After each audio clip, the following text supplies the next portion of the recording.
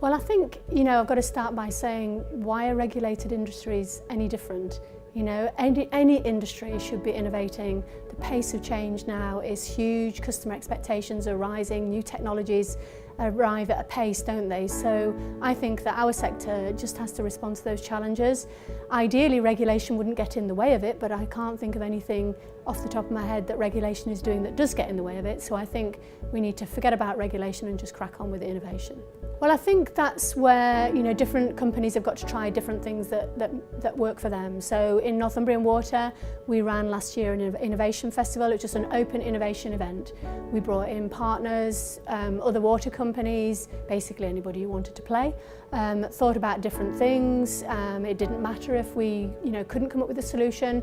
We happened to come up with some amazing solutions, which isn't surprising, and we carry on with those. But you've just got to create that environment where people can play, create, think, try, practice. That's what innovation is all about. Well, obviously I'd like to think that we've made a difference in that, but I think increasingly we're seeing people working with smaller companies, and there's definitely a role for them. I think if you work always with the bigger companies who clearly have a role to play, but I think it's the partnership between the two that really sparks the difference. I think you've got to be curious, you've got to look around. So I'm really seeing this happen in the water sector. Probably needs to be more, I think, but I feel like it's coming, and the more that we celebrate it, the more it will happen.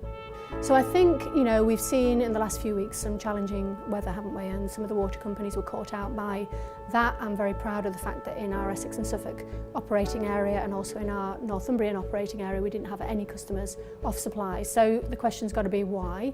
Okay, so planning ahead, assuming that the worst is going to happen and having a plan for that, and having, I guess, the confidence to put that plan into action, as opposed to wait till you've got problems and then try and respond to them. So we had people already in incident mode a couple of days before that snow came, planning for protecting our assets, thinking about what we needed to do. We learn from experience, and I think that's another thing that people need to think about, is keeping your corporate memory, because weather like that doesn't happen very often. It does happen more frequently. I think we all understand the impact of climate change, but it doesn't happen, as all the time.